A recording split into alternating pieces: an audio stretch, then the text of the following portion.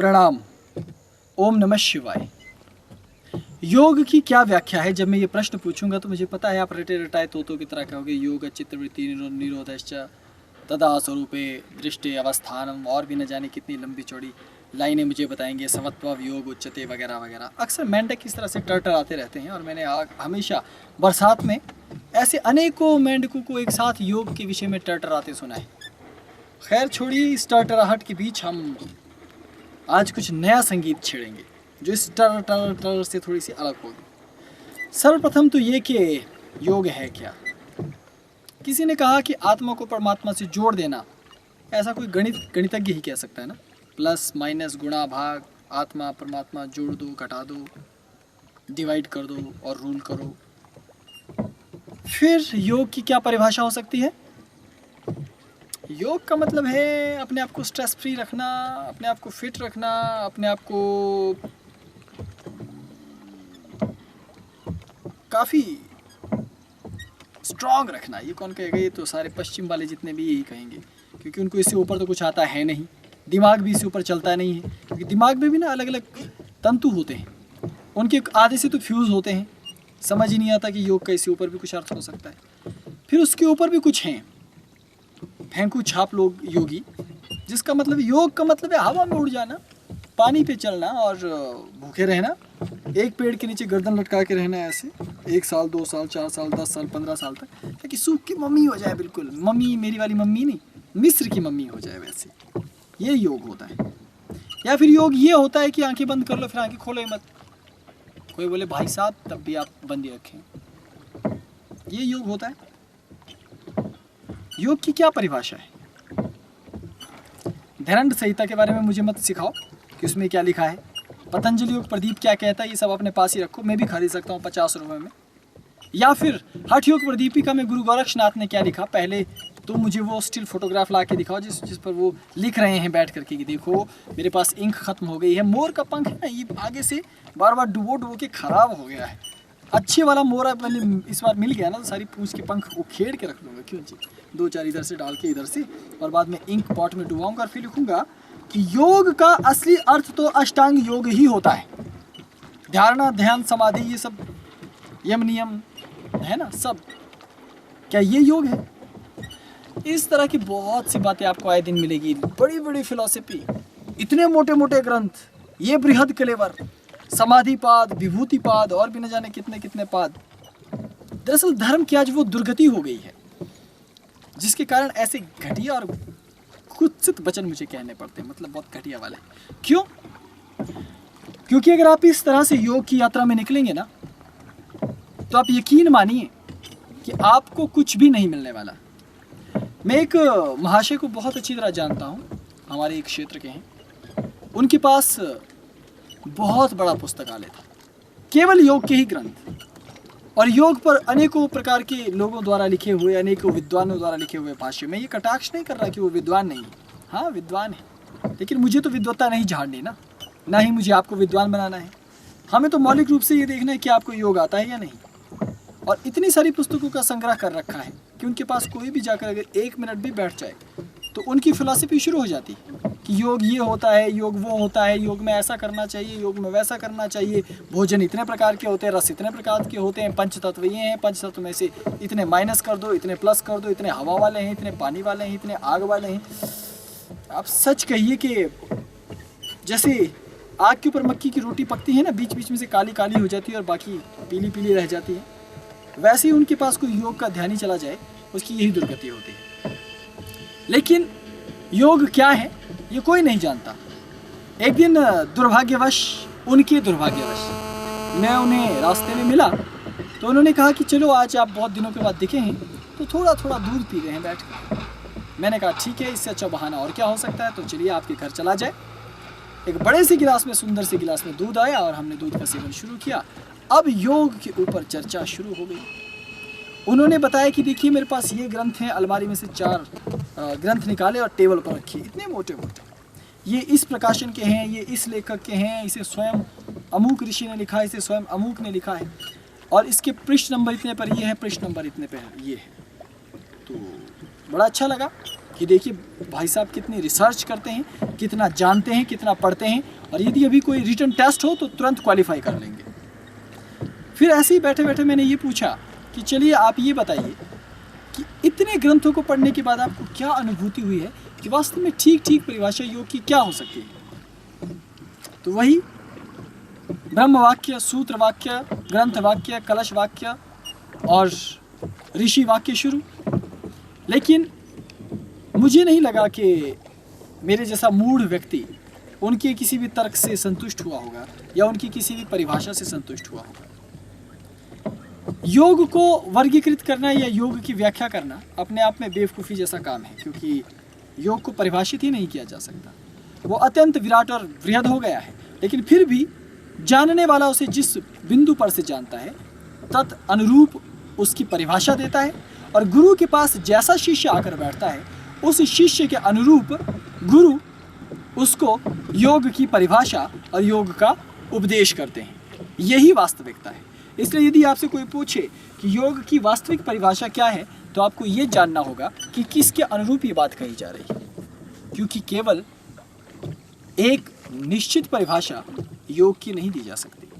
यहाँ झाड़ियाँ हैं, पत्ते, इस पत्ते को मैंने तोड़ा यहाँ से, जो कि टूट भी नहीं रहा मुझसे, और इस पर कुछ पत्ते लगे हुए हैं, आप देखिए ये पत्ता है। अब योग क्या होता है, ये इसका उदाहरण देखिए। मेरे पास एक भैरव है, इनको मैं आपको दिखाता हूँ। ये पत्ता पकड़िए, इस पत्ते को सूर्य के प्रकाश में रखिए और इसके अंदर आपको रेखाएं दिख रही हैं छोटी छोटी। अब इनको गिनिए ज़रा, सारे पत्तों में कितनी हैं। चलिए छोड़िए, सारे पत्ते तो बहुत ज़्यादा हो जाएंगे। आप ऐसा कीजिए कि ऐसा पकड़ने के बाद जो आपको बीच का एक दल दिखाई दे, दो रेखाओं के बीच में, उसके बीच में आपको छोटी छोटी कणियाँ दिखाई देंगी, कलियाँ। उनको देखिए, क्या आप देख रहे हैं? इसके बीच में देखिए जी, सूर्य की तरफ इसे ले जाइए और इसके मध्य में देखिए, उन्हें गिनिए कि कितनी हैं। इस प्रकार जब आपको ये काम दिया जाता है तो क्या परिणाम आता है? कितनी है? बहुत है। बहुत तो है, लेकिन कितनी? मैंने ये तो नहीं पूछा कि बहुत है, कितनी है। ये अपने आप में एक प्रश्न है कि ये कितनी है, और इसके लिए आपको अब एक काम करना होगा कि पत्ती को ऐसे रखकर सूर्य की तरफ बहुत आराम से गिनना होगा। एक आंख बंद करनी होगी, आप इसका गलत अर्थ ना समझें, ऐसे, और फिर एक एक बिंदु को ध्यान से देखना होगा। और जब आप ऐसे ध्यान से देखोगे और एक एक टुकड़े को गिनने का प्रयास करोगे, अभी आपके हाथ में पत्ती नहीं है ना, इसलिए आपको लगेगा कि पता नहीं क्या हो रहा है।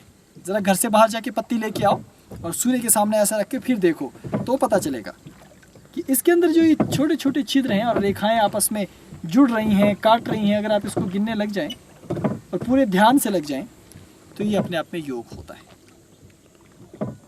और आपको समाधि तक जाना है तो बस एक पत्ती लीजिए, उसके अंदर जितनी रेखाएं हैं उनको गिनना शुरू कर दीजिए, क्योंकि ज़्यादा अच्छा है बजाय इसके कि आपको बताया जाए दोनों हाथ ऐसा रख के एक टनल बनाइए और सोचिए कि ऊपर से प्रकाश का टनल आपके सर के अंदर आ रहा है।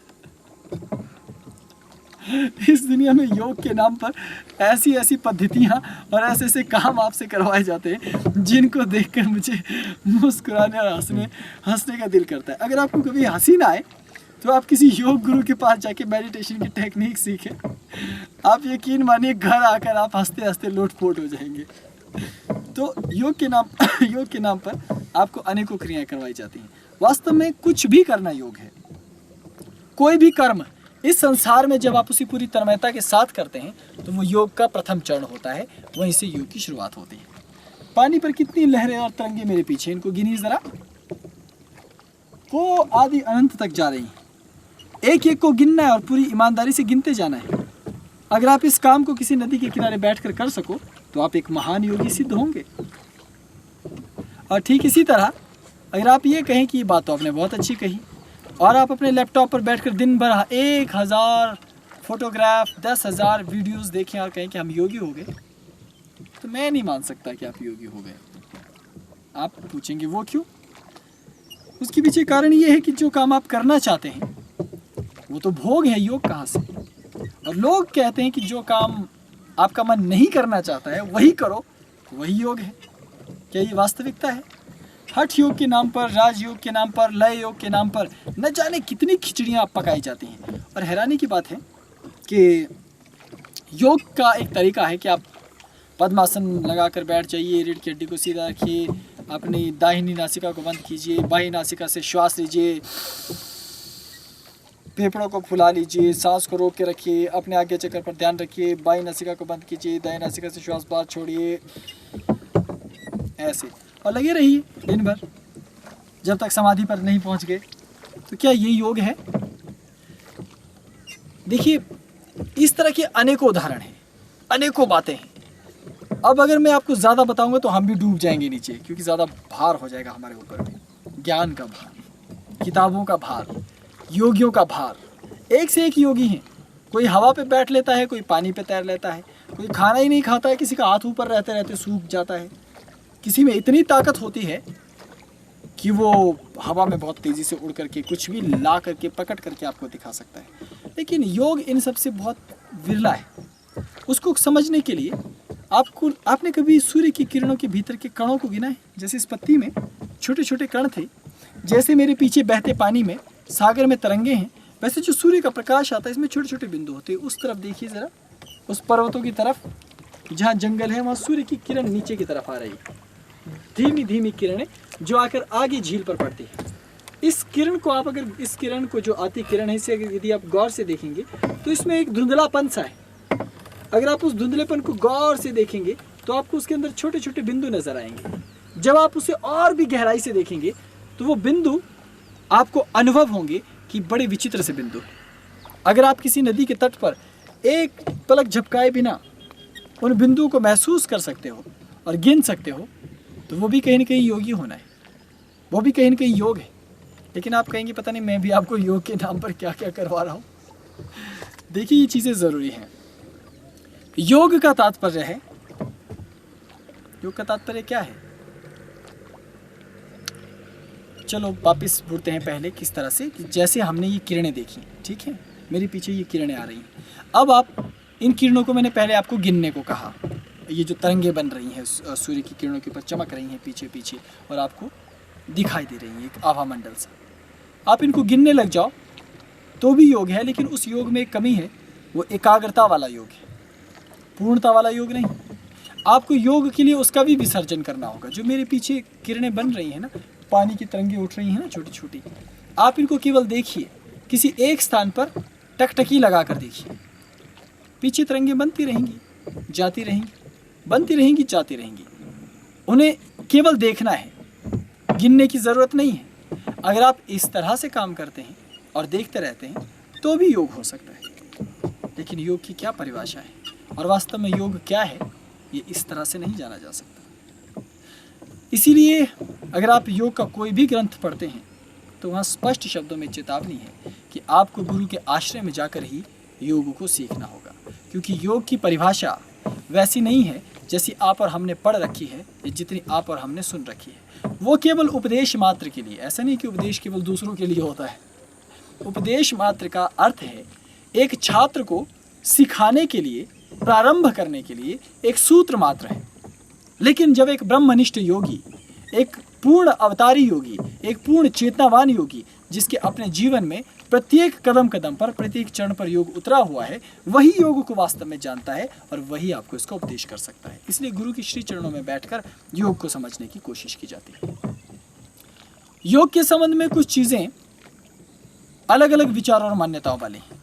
कोई कहता है योग में 5 प्राणायाम प्रमुख हैं, कोई कहता है 10, कोई कहता है 15 और कोई कहता है 16। लेकिन कौल संप्रदाय कहता है कि 72 प्राणायाम प्रमुख है। इसलिए वो 72 प्राणायाम सिखाता है और 72 प्राणायामों का अभ्यास करने का उपदेश करता है। लेकिन वास्तविकता तो ये है, जो मेरा अनुभव है या हमारे गुरुदेव का अनुभव है, वो ये कि योग में प्राणायाम अनंत हो सकते हैं और उसकी क्रियाएं अनंत हो सकती हैं। लेकिन जो सर्वाधिक प्रबल, सर्वाधिक तीव्र, सर्वाधिक उच्च कोटि के प्राणायाम हैं, उन्हें 72 की संख्या में कुल मिला करके रखा गया है। 1000 नाड़ी पर एक प्राणायाम, तो 72,000 नाड़ियों के ऊपर क्रमशः एक एक प्राणायाम करते हुए 72 प्राणायाम। ठीक उसी प्रकार 4000 योगासन होते हैं, जिनको प्रमुखतया माना जाता है। आपके संपूर्ण शरीर को वर्गीकृत, आपकी मानसिक क्षमताओं को बढ़ाने के लिए कुछ तंत्र की साधनाओं में काम आते हैं, कुछ दैहिक आरोग्य के लिए काम आते हैं, कुछ कायाकल्प के लिए काम आते हैं, कुछ मानसिक विकास के लिए काम आते हैं, और कुछ अनेकों मनोकामना और अभीष्ट सिद्धि के लिए काम आते हैं, और कुछ समाधि लगाने के काम आते हैं, लंबे समय तक ध्यानस्थ रहने के लिए, जिसको आज के लिए एक आधुनिक वैज्ञानिक शब्द भी है हाइबरनेट होने के लिए, अर्थात प्रायोगिक समाधि के लिए। क्योंकि जो हाइबरनेशन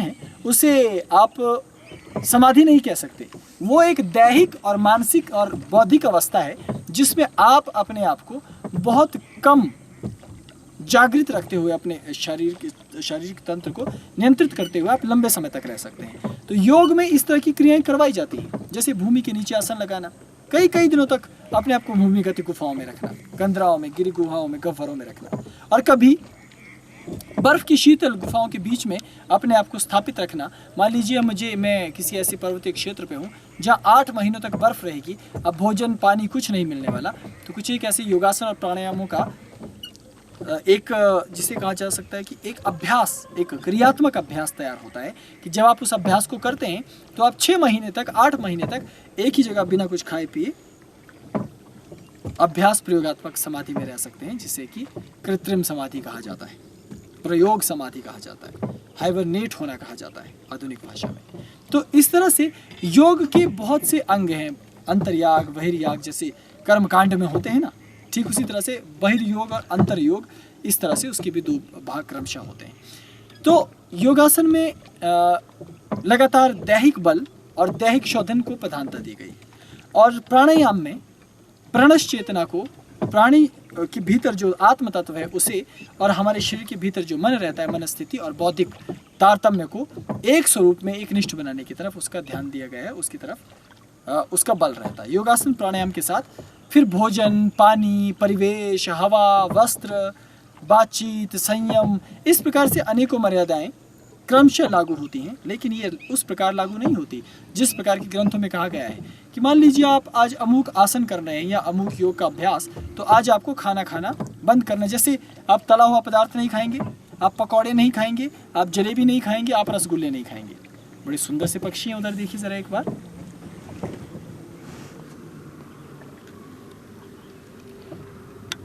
बहुत सुंदर पक्षी इस साथ साथ उड़ान भर रहे हैं, कुछ बतख उधर उड़ रहे हैं आगे, हम आगे चलेंगे तो हम आपको दिखाएंगे।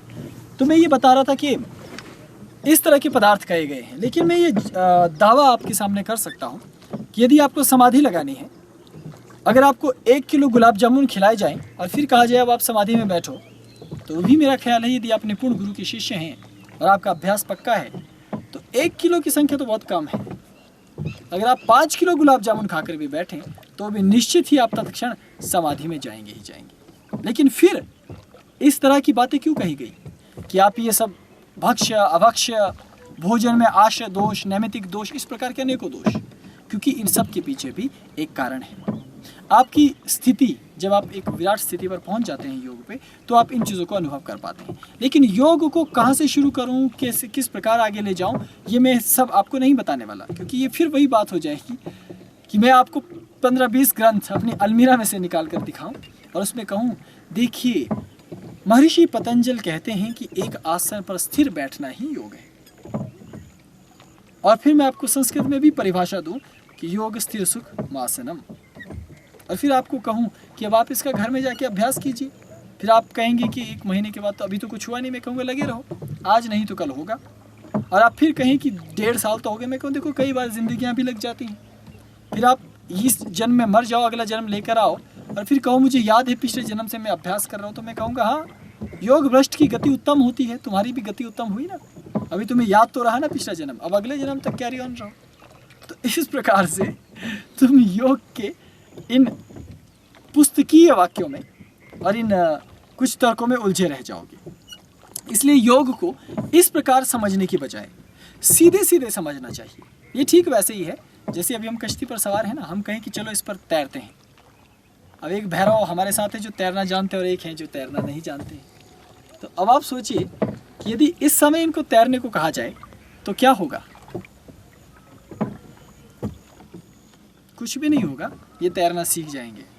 ठीक उसी तरह अब अगर मैं इन्हें तैरना सिखाने लगूं और पहले इन्हें कहूं कि देखिए ये जो सामने से बह रहा है इसे कहते हैं जल, हिंदी में, अंग्रेजी में कहते हैं वाटर, है ना, और संस्कृत में कहते हैं नीर। और फिर मैं ये कहूं कि अब आपको यदि तैरना सीखना है तो पहले ये नीर क्या होता है इसे बारीकी से समझना होगा, तभी तैरना सीखोगे। फिर मैं कहूँ कि साइंस में इसे कहते हैं H2O। फिर मैं कहूँ कि इसमें हाइड्रोजन और ऑक्सीजन 2 तत्व होते हैं। फिर मैं कहूँ देखिए इसमें ऑक्सीजन के 2 अणु, हाइड्रोजन का 1 अणु है।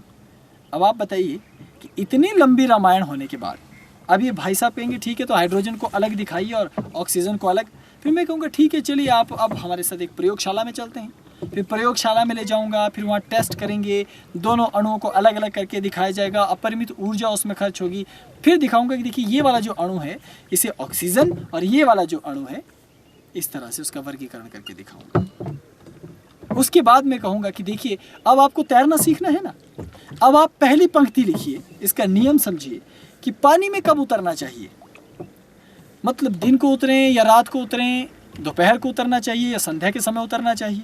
अक्सर जब भी आप योग की बात करते हैं तो ऐसे ही दिमाग खराब किया जाता है। अरे इतना सब करने की बजाय चाहे दिन हो या रात, आपको क्या लेना, जब गुरु आपके साथ होंगे तो आप फटाफट अपने कपड़े खोलिए और पानी के किनारे पर आ जाइए ना। जैसे ही आप आएंगे, इसमें H2O है, इसे जल कहते हैं, इसे नीर कहते हैं, इसे वाटर कहते हैं, इसे H2O कहते हैं, इसे भाड़ में जाने दीजिए, क्या लेना आपने इससे। ये आपको हो ही जाएगा ज्ञान।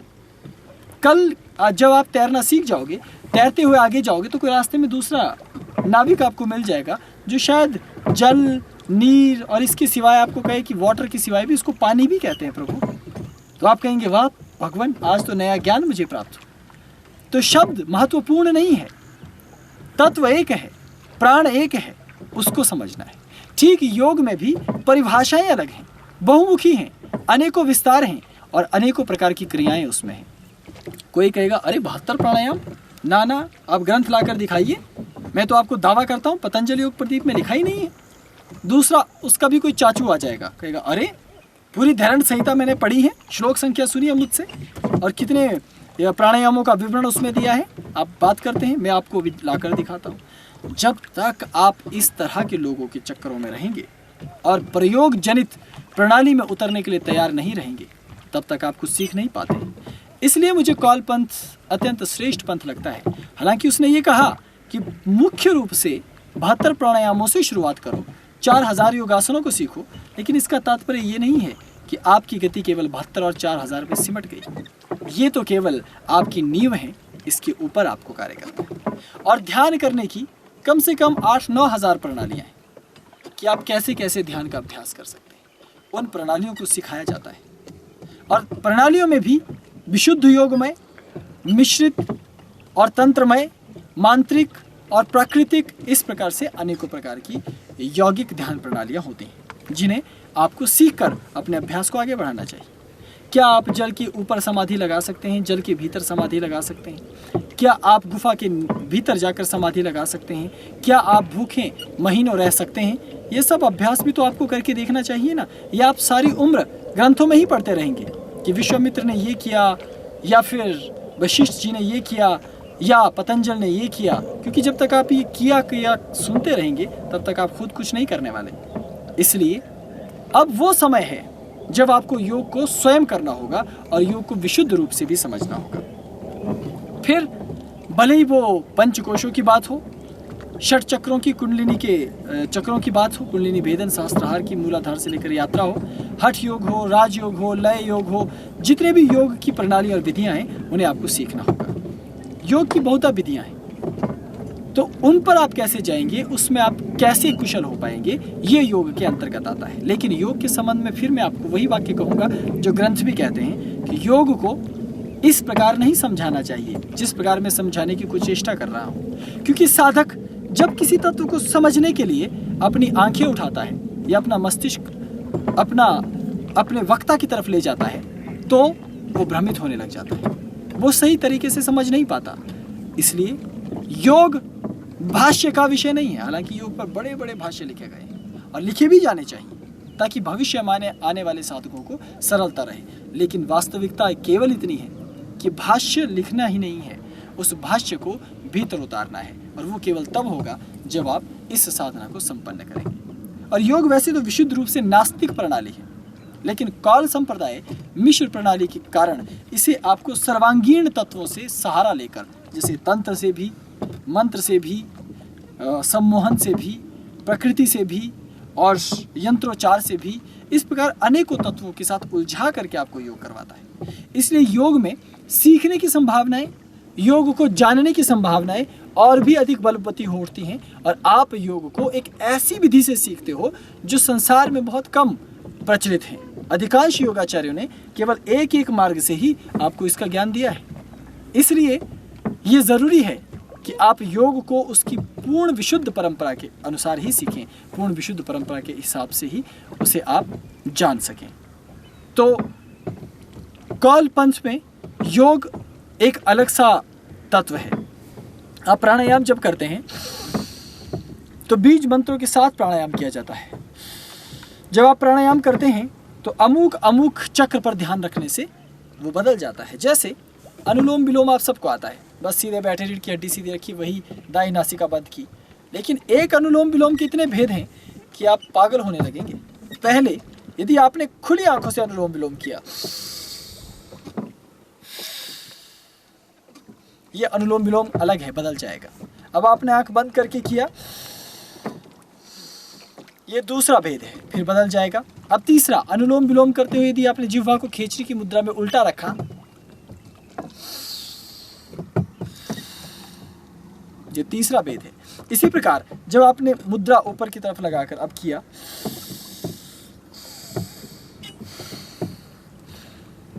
इस प्रकार भेद बदल गया।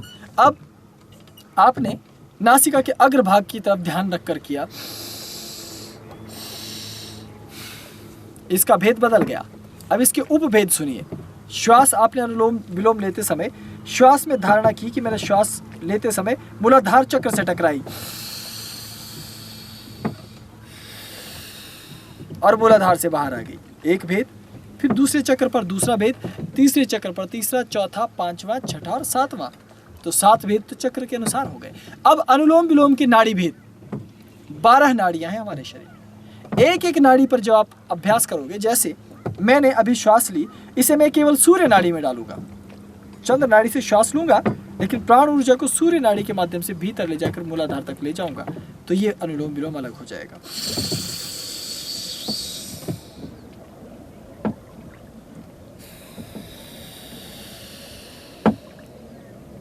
ये सूर्य नाड़ी। अब इसी अनुलोम विलोम को मैं चंद्र नाड़ी में कर रहा हूं, सूर्य नाड़ी से श्वास लेकर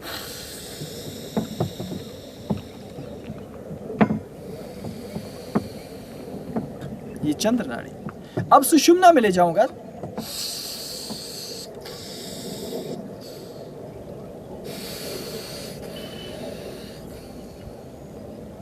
ये अलग भेद। अब इसके बाद मैं तत्वों पर ध्यान नहीं करूंगा, एक ही प्राणायाम अनुलोम विलोम करूंगा भू तत्व पर, भुवा तत्व पर, अग्नि तत्व पर, जल तत्व पर, फिर बीज मंत्रों पर, जैसे रम बीज, हम बीज, इस प्रकार से एक एक बीज, यम बीज, एक एक बीज पर।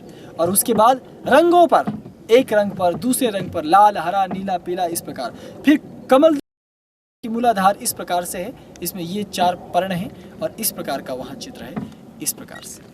तो एक अनुलोम से ही, अनुलोम विलोम से चकरा गए ना। फिर कहते हैं कि हम योग जानते हैं, योग सीखते हैं। जो मैंने ये सब बताया, ये तो बच्चों के लिए भी योग नहीं है। अगर आप पहली कक्षा में भी योग के विद्यार्थी हो, तब भी ये करना बहुत ही आसान है। तो आप सोचिए, अगर ये सब क्रियाएं ही अभी आप नहीं जानते हैं, इन सब तत्वों के बारे में ही नहीं जानते, तो योग तो बहुत दुर्लभ होगा ही ना। इसलिए आप खुद आइए कुरान तक पीठ, खुद आइए अपने गुरुओं के पास, खुद आइए उन जानकार लोगों के पास जिन्होंने योग को तंत्र की रीति से, योग को योग की रीति से, मंत्र की रीति से, मिश्र मार्ग की पद्धति से, सभी पद्धतियों से किया हो, जाना हो, तभी आप योग को समझ पाएंगे। अभी हम इस झील के किनारे से आपको योग की इस तत्व का ज्ञान दे रहे थे, तो आज योग के साधारण परिचय में मैं केवल आपको इतना ही बताऊंगा, लेकिन प्रयोगात्मक तौर पर मैं भविष्य में इसकी झलकियाँ लेकर आऊँगा, क्योंकि मुझे ये बताना बहुत ज़रूरी हो गया था। क्योंकि आप जहाँ भी जाते हैं, आज हर घर में योगी हो गए हैं और योगी होते हुए भी शून्य है, केवल नाम के योगी हैं और लोगों को दिखाने के लिए सुबह सुबह कोई शीर्षासन, कोई हलासन, कोई मूर्छा प्राणायाम कर रहा है। लेकिन अपनी मूर्छा और तंद्रा जब तक टूटेगी नहीं और जब तक हृदय से आप में वास्तव में वो ललक पैदा नहीं होगी कि मैं वास्तव में जानना चाहता हूँ योग क्या है, तब तक कुछ हाथ नहीं लगने वाला। इसलिए अपने आप को तैयार करो और अपने आप को उज्जवल भविष्य की तरफ ले जाने के लिए और पूर्णता की तरफ ले जाने के लिए अपने साथ तो कम से कम झूठ मत बोलो, अपने साथ तो कम से कम कपट मत करो, और अपने आप को इन नकली, जिसको आधुनिक भाषा में पुस्तकालय को लाइब्रेरी कहते हैं, तो नकली पुस्तकालयों में अपने आप को ना उलझाओ, बल्कि उतरो मैदान में ताकि तुम इसे सीख सको और इसकी गहराई को जान सको। अभी योग के इस परिचय में केवल इतना ही। ओम नमः शिवाय। प्रणाम।